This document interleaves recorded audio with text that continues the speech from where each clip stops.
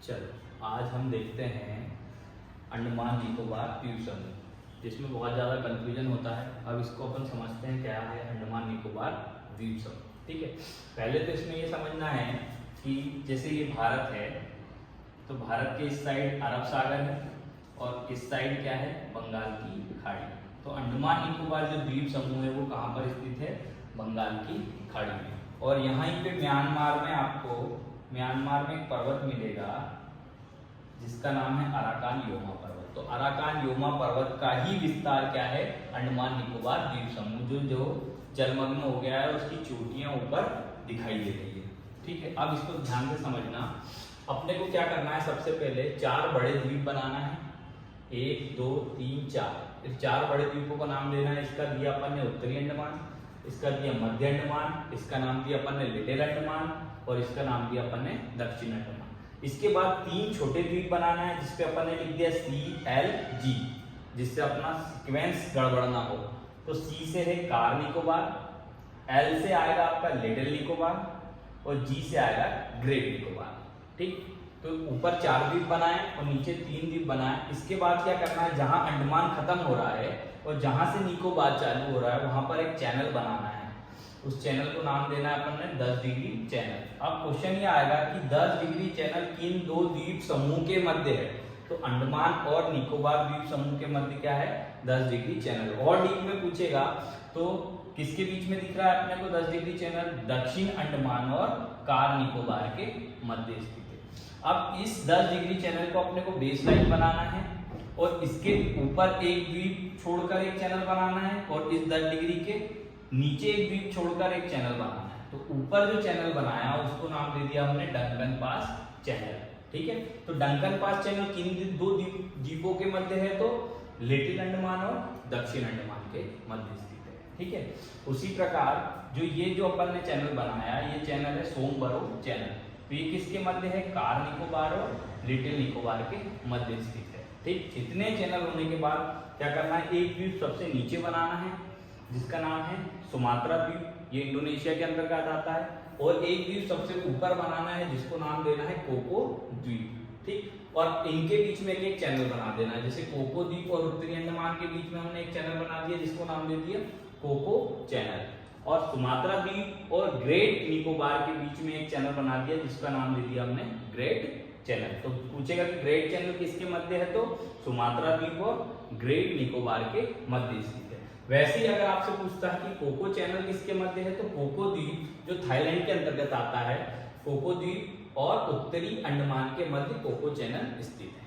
इतनी बात समझ में? ठीक, अब चैनल होने के बाद इसमें क्या याद रखना है आपको कि उत्तरी अंडमान में एक चोटी है सैंडल पीक, जिसकी ऊंचाई है 732 मीटर।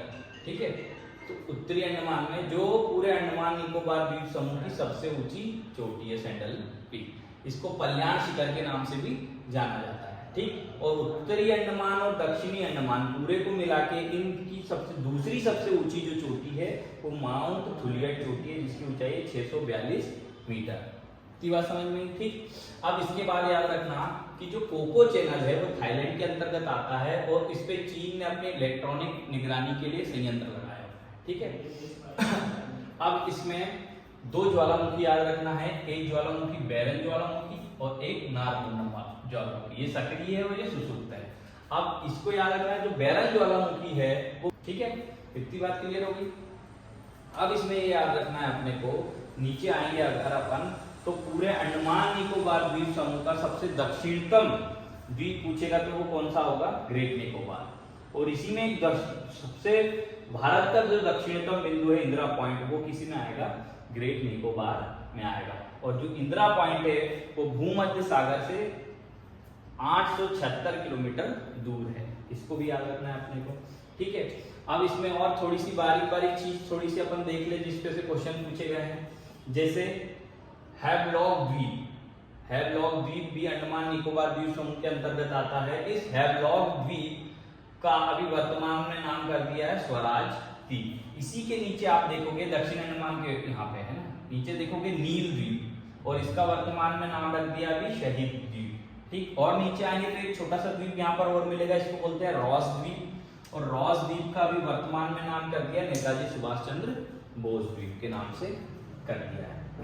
इतनी चीज इसमें क्लियर है, ठीक है। फिर एक चोटी अपने को यहाँ पर याद रखना है दक्षिण अंडमान में, इस चोटी का नाम है माउंट कोयोगो, 460 मीटर इसकी ऊंचाई है, ठीक है।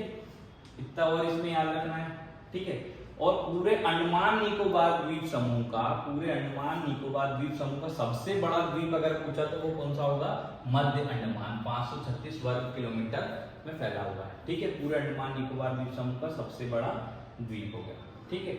अब इसी से रिलेटेड कुछ फैक्ट है, जैसे मैंने बताया कि बंगाल की खाड़ी में स्थित है, अराकान योमा पर्वत का विस्तार है।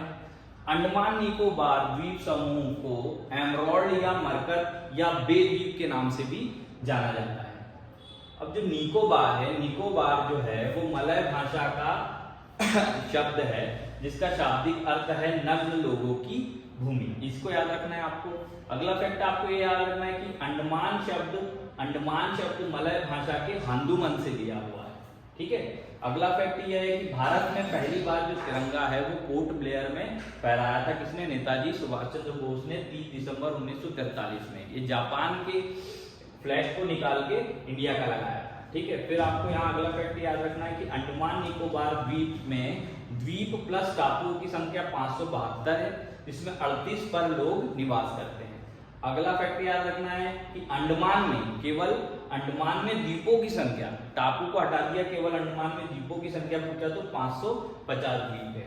निकोबार में द्वीप प्लस टापू की संख्या, निकोबार द्वीप समूह में द्वीप प्लस टापू की संख्या पूछा तो कितनी है, 22।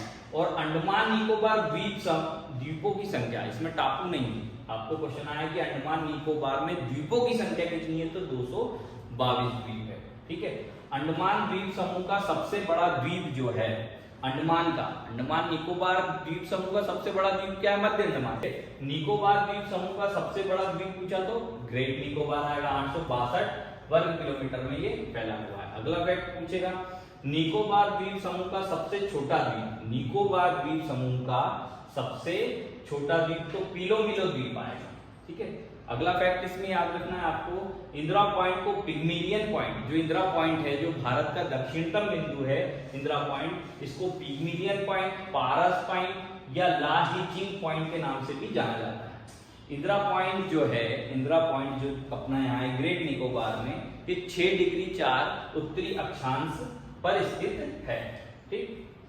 एक क्वेश्चन ये आ चुका है, इसको भी याद रखना अपने को, नानकोरी द्वीप जो है वो निकोबार द्वीप में स्थित है, ठीक है।